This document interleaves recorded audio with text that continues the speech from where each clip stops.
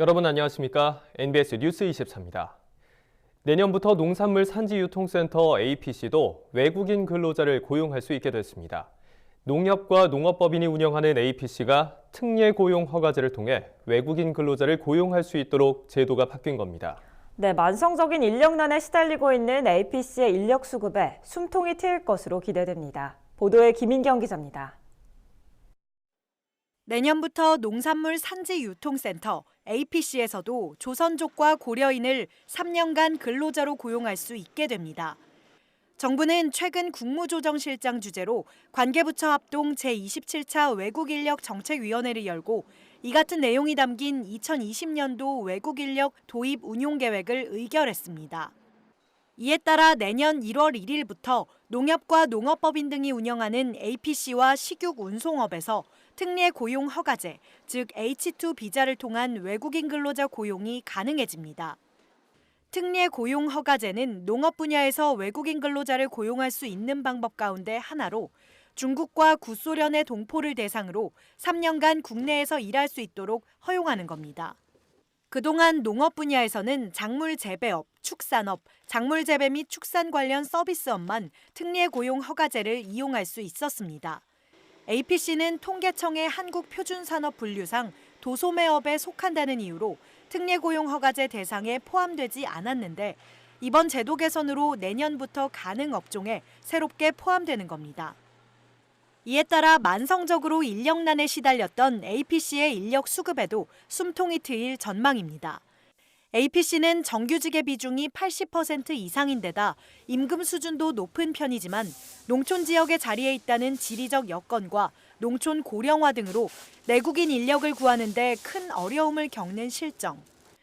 실제로 한국농수산식품유통공사 AT가 지난해 전국의 주요 APC 35곳을 대상으로 실시한 인력 수요 조사 결과에 따르면 인력이 현원 1,377명보다 536명 더 필요한 것으로 나타나기도 했습니다. APC를 운영하는 농협과 농업법인은 APC가 수행하는 선별 포장 작업 등도 농업 생산 활동의 일부로 봐야 한다며 외국인 근로자를 고용할 수 있는 길을 열어줄 것을 정부에 지속적으로 요구해왔습니다. 내국인이 없고 또 젊은 사람들 안 하려고 그래요. 정당한 외국 근로자를 고용할 수 있게 해달라. 이런 주장을 한 몇 년 전부터 해왔어요. APC에서 수확 후 선별, 세척, 포장하는 작업은 농작업의 일환 아니냐. 그래서 농업으로 인정을 해달라고 저희들이 농식품을 통해서 몇 차례 주장을 했는데 이 같은 요구가 이어지자 고용노동부는 올해 4월에서 10월 APC의 인력 수급 실태에 대한 조사 등 연구 용역을 진행했고 내국인 구인으로는 APC의 인력난이 해소되기 어려운 상황이라고 결론 내린 것으로 알려졌습니다. 시골에 위치를 해 있고 잘 가려는 분들이 없는 거는 일정 부분 조사를 통해서 나타난 건 맞거든요. 급여도 좀 많은 부분으로 확인이 됐는데도 그럼에도 불구하고 경향성으로 봤을 때 가려는 경향이 좀 많이 떨어진다, 다른 업계에서. 전문가들은 APC가 고용 허가제, E9 비자가 아닌 특례 고용 허가제, H2 비자를 통해 외국인 근로자를 고용하게 된 것 또한 농업계의 긍정적인 결과라고 분석합니다. 특례 고용 허가제는 정해진 쿼터가 없어 고용 인원수를 자유롭게 조정할 수 있기 때문입니다. 만일 APC가 고용 허가제를 통해 외국인 근로자를 고용하는 것으로 결론 났다면 일반 농가에 배정되는 외국인 근로자가 줄어들 수도 있었습니다. 이번 제도 개선으로 APC를 운영하는 농협과 농업법인은 인력난을 한시름 덜게 됐다고 안도합니다. 아무래도 그러면 이제 인력 수급에서 좀 편리하고 이제 노동력이라고 지금 다문화 외국인들밖에 없는데 앞으로 뭐 큰 도움이 안 되겠습니까? 업단위 산지에서는. 내년부터 중국과 구소련 동포들이 APC에 바쁜 일손을 더는 효자 노릇을 톡톡히 할 수 있을지 기대가 모아집니다. NBS 뉴스 김인경입니다. 내년부터 농민들이 외국인 계절 근로자를 고용하기가 다소 쉬워질 전망입니다. 계절 근로자 체류 기간이 3개월에서 5개월로 연장됐기 때문인데요. 정부가 관련법을 개정해 농업 분야에 최대 5개월까지 취업 가능한 계절 근로 비자를 신설했습니다. 강창호 기자가 보도합니다. 외국인 계절 근로자의 체류 기간이 현행 3개월에서 5개월로 연장됐습니다. 정부는 최근 국무회의를 열고 출입국 관리법 시행령 개정안과 외국인 근로자의 고용 등에 관한 법률 시행령 개정안을 의결하고 24일부터 시행할 예정입니다. 이들 개정안은 외국인 계절 근로자들이 국내에 5개월간 체류할 수 있는 계절 근로 비자를 신설하는 내용을 담고 있습니다. 따라서 내년부터 농가들이 계절 근로자를 고용하기가 더욱 쉬워질 전망입니다. 외국인 계절 근로자 제도는 농번기 인력난을 완화하고자 외국인 근로자들이 지정된 농가에서 단기간 일할 수 있도록 한 것으로 2015년 도입됐습니다. 계절 근로자는 한국에 거주하는 결혼 이민자의 사촌 이내 가족 또는 우리나라 지방자치단체와 업무 협약을 체결한 국가의 지자체가 선정한 사람 중에서 뽑습니다. 현재까지 국내 19개 지자체가 6개국 16개 지자체와 업무 협약을 체결했습니다. 계절 근로자 제도가 농가들의 관심을 모으고 있는 가장 큰 이유는 파종기와 수확기처럼 필요한 기간에만 일손을 쓸 수 있기 때문입니다. 계절 근로자 제도 도입 전에는 고용 허가제를 통해 외국인 근로자를 고용했는데 이 경우 한번 고용하면 일을 하지 않는 농한기에도 월급을 줘야 했기에 농가들의 부담이 만만치 않았습니다. 하지만 계절 근로자들은 고용 허가제로 입국한 외국인 근로자와 달리 국내에 체류할 수 있는 기간이 3개월로 너무 짧다는 점이 가장 큰 문제로 지적됐습니다. 이에 정부가 농업계의 요구를 반영해 외국인 계절 근로자 제도 개선에 나선 겁니다. 한 농가당 계절 근로자 허용 인원도 현행 5명에서 6명으로 늘어납니다. 법무부는 이 같은 내용을 담은 2020년도 계절 근로자 프로그램 기본 계획을 확정해 내년 2월까지 계절 근로자를 지자체별로 배정할 예정입니다. 불법 체류자가 발생하지 않은 우수 지자체의 농가에 대해서는 7명까지 계절 근로자 고용을 허용하는 인센티브가 마련됐고 8세 미만의 자녀가 있는 농가의 경우 1명을 더 배정해 농가당 최대 8명까지 계절 근로자를 고용할 수 있게 됐습니다. EH 신설로 인해서 기존에 3개월까지밖에 사용하지 못했던 작물들도 5개월까지 선택이 가능해지면서 농번기 일손 부족에 시달리는 농가들한테 큰 도움이 될 거로 기대를 하고 있습니다. 또 3에서 5개월이 아닌 아주 짧은 기간에 계절 근로자를 고용할 수 있는 길도 열렸습니다. 정부는 지자체가 인정하는 법인이나 기관이 다수의 계절 근로자와 계약을 맺은 후 소규모 농가에 단기간 공급해주는 제도를 내년도 계절 근로자 프로그램 기본 계획에 담을 예정입니다. 하지만 지자체들이 비용 부담을 이유로 도입에 난색을 표하고 있어 실질적으로 운영될 수 있을지는 미지수인 상황입니다. 한편 계절 근로자 중 그동안 산업재해 보상보험 가입이 되지 않았던 결혼 이민자의 가족도 내년부터 산재보험에 가입할 수 있게 됐습니다. 근로복지공단은 결혼 이민자 가족의 경우 해당 농가와 고용관계가 아닌 가족이라는 이유로 산재보험 가입을 허용하지 않았습니다. 이에 대해 고용노동부는 근로계약서를 통해 고용관계가 입증되면 산재보험 가입이 가능하다는 유권 해석을 내놓은 겁니다. 내년부터 개편되는 외국인 계절 근로자 제도를 통해 농번기마다 농촌에 발생하는 일손 부족 문제가 완화될 수 있을 것이란 전망이 나오고 있습니다. MBS 뉴스 강창호입니다. 올해 쇠고기 수입량이 역대 최고치를 기록할 것으로 전망됩니다. 크게 낮아진 관세율과 소비자들의 인식 변화로 수요가 점차 증가하고 있기 때문인데요. 수입 쇠고기로부터 한우 시장을 지킬 특단의 조치가 시급해 보입니다. 보도에 윤슬기 기자입니다. 올해 쇠고기 수입량이 역대 최고치였던 지난해 기록을 넘어설 것으로 보입니다. 이에 수입 쇠고기 공세에 맞설 한우업계의 대응 전략이 필요하다는 목소리가 높습니다. 식품의약품안전처에 따르면 올 1월부터 이달 10일까지 쇠고기 수입량은 40만 3,929톤으로 지난해 같은 기간보다 2.9% 증가했습니다. 이 수준이 계속 유지되면 41만 5,550톤으로 수입량이 가장 많았던 지난해 기록을 뛰어넘을 것으로 예상됩니다. 국가별로는 미국산 쇠고기 수입량 증가세가 가장 두드러졌습니다.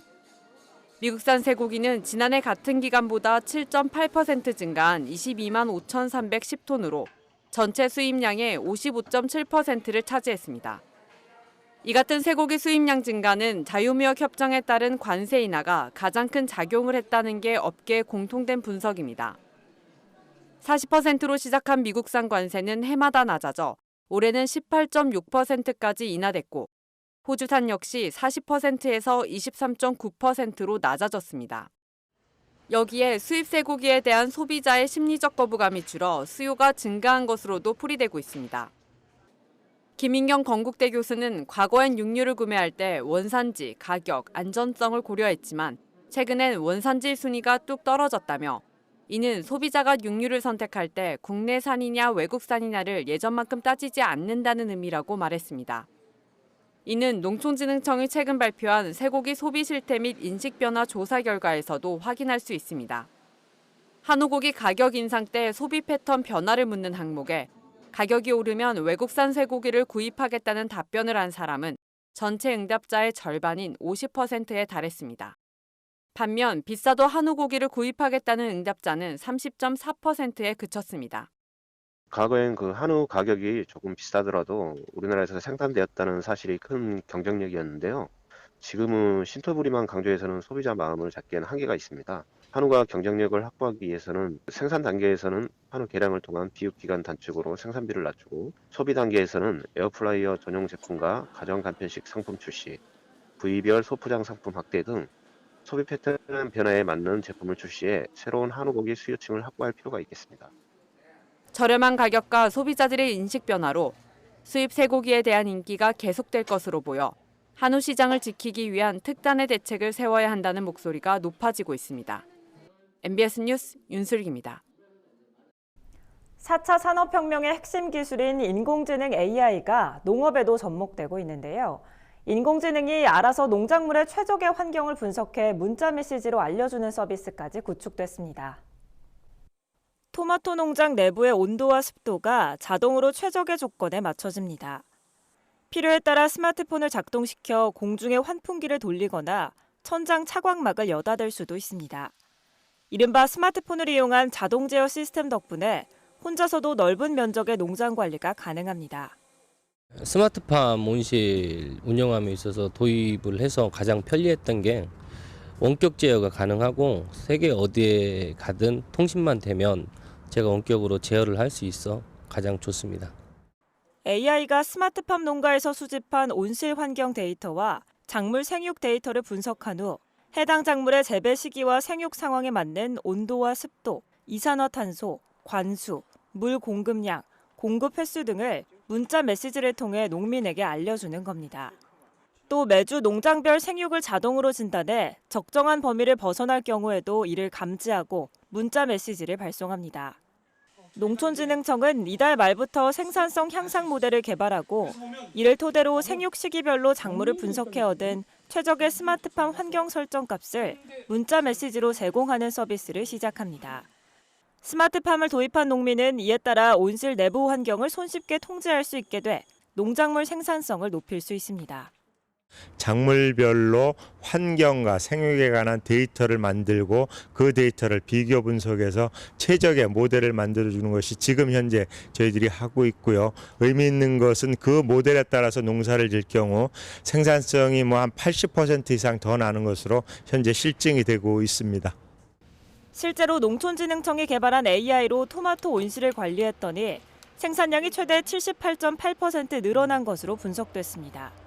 또한 노동력은 하루 평균 4시간에서 1시간 30분으로 2배 이상, 난방 에너지는 40% 이상 절감됐습니다. 농진청은 이달 말 토마토를 시작으로 내년에는 딸기와 파프리카 등으로 메시지 발송 대상 작목과 농가를 늘려나갈 예정입니다. 또한 일반 농가에서도 온실 환경을 진단할 수 있도록 농사로 인터넷 사이트에 AI로 분석한 재배 시기별 환경 설정 값을 제공할 계획입니다. 다음은 간추린 뉴스입니다. 경기도 성남농협 임직원과 주부 모임 회원 등 130여 명은 19일 서울 서대문구에 위치한 농민신문사 NBS 한국농업방송을 견학했습니다. 이들은 NBS 뉴스24의 스튜디오를 직접 둘러보며 국내 유일의 농업 전문 방송 뉴스가 어떻게 제작되는지 생생하게 경험했습니다. 또한 농식품 소비 트렌드 변화와 대응 전략이라는 주제로 이상욱 농민신문사 사장의 특강을 청취했습니다. 전라남도는 내년도 농업 분야 예산으로 6,678억 원을 확보해 미래 생명산업인 블루농업 추진에 탄력을 받게 됐다고 밝혔습니다. 도는 내년부터 신소득 유망 아열대 작물 실증센터 조성 사업에 350억 원, 첨단 농업기계화 생산시범단지 조성 사업에 480억 원, 구례 친환경 유기농업 복합타운 조성 사업에 180억 원을 투입할 계획입니다. 도 관계자는 내년도 예산으로 확보된 국고 사업을 차질 없이 추진해 전남 농산물의 경쟁력을 높이겠다며 농업 발전과 고부가가치 산업 육성을 통해 전남 농민의 소득 향상에 기여토록 하겠다고 말했습니다.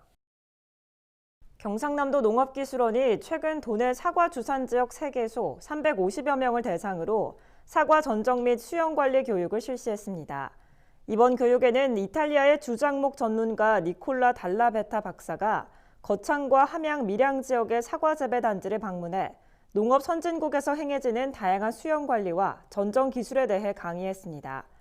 도 농기원 관계자는 이번 교육을 통해 사과 재배 수준을 한 단계 도약할 수 있는 기회가 되길 바란다며 내년에 좋은 과실이 생산될 수 있도록 겨울철 과원 관리에 철저를 기해줄 것을 당부했습니다. 제주도 농업기술원이 친환경 농업 확산을 위해 내년도 농업 미생물 무상 공급을 희망하는 도내 농민들을 대상으로 오는 31일까지 신청 접수를 받습니다. 이번에 공급되는 농업 미생물은 총 300톤으로 광합성 세균, 바실러스균 등 모두 5종입니다. 분양 희망자는 관내 농업기술센터를 통해 분양 신청서와 관련 서류를 제출하면 됩니다. 단 분양을 받기 위해선 농업 미생물 활용 방법 교육을 2시간 이수해야 합니다. 선정된 농민에게는 내년 2월부터 최대 18리터까지 농업 미생물이 무상 공급됩니다. 또 농기원 관계자는 농업 미생물 분양을 신청하고 교육을 이수하는 것이 영농 계획을 세우는 데 도움이 될 것이라며 많은 참여와 관심을 당부했습니다. 우리 농산물의 숨은 효능과 건강 정보를 전해드리는 건강톡톡, 알고 먹는 우리 농산물 시간입니다. 요즘 마트나 슈퍼에는 감귤이 한창인데요. 이제는 여름에도 감귤을 구할 수 있지만 과거에는 재배가 어려워서 왕족들이나 먹는 귀한 과일이었다고 합니다. 네, 조선시대 땐 집현전 학사들의 피로 회복과 건강을 위해 문종이 하사품으로 감귤을 내렸다는 기록도 있는데요. 제철을 맞은 감귤의 영양과 효능에 대해서 현장에 나가 있는 이현경 기자가 자세히 알려드립니다.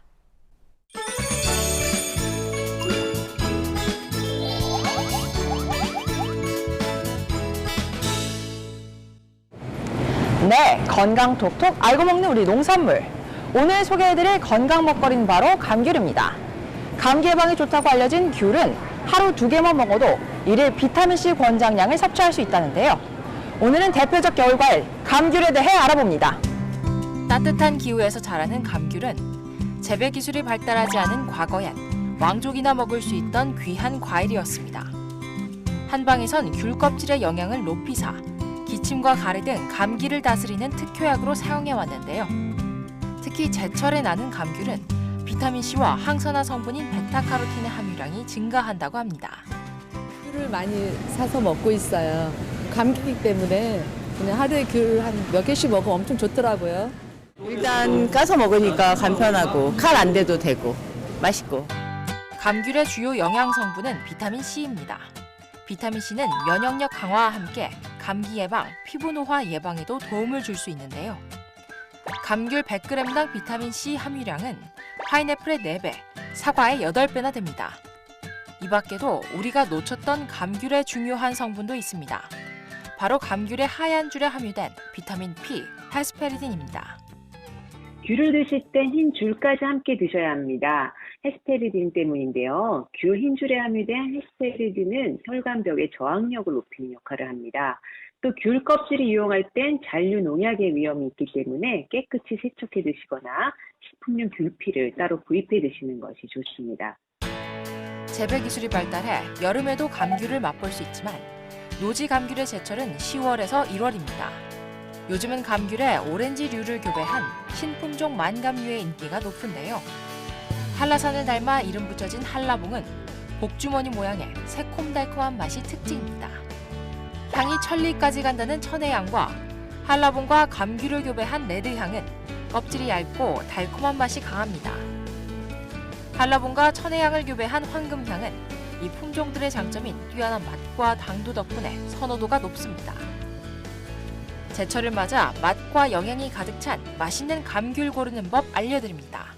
맛있는 귤을 고르려면 탄력을 잘 살펴봐야 합니다. 귤은 오래될수록 탄력이 떨어지기 때문에 탱탱한 것을 고르고 껍질이 얇고 크기에 비해 무거운 것을 고르는 것이 좋습니다. 감귤에 풍부한 비타민 C는 철분 흡수를 돕기 때문에 철분이 풍부한 브로콜리와 함께 드시면 좋은데요. 이번엔 감기와 빈혈 예방에 좋은 감귤 브로콜리 샐러드 만드는 법 알려드립니다. 끓는 물에 소금을 넣고 적당히 나눈 브로콜리를 데쳐냅니다. 맛살은 한 입 크기로 썰고 감귤을 반달 모양으로 나눠줍니다. 마요네즈 2큰술과 소금, 후추, 데친 브로콜리와 감귤을 버무려 담아내면 맛있는 감귤 브로콜리 샐러드 완성입니다. 귤은 하나가 무르면 곰팡이가 금방 번지는데요. 때문에 귤이 서로 붙지 않게 신문지로 공간을 만들어주면서 냉장 보관하는 게 좋다고 하니 꼭 기억해 두시면 좋겠습니다. 지금까지 건강톡톡 알고 먹는 우리 농산물이었습니다. 저희가 준비한 소식은 여기까지입니다. NBS 뉴스 24 마칩니다. 함께해 주신 여러분 고맙습니다.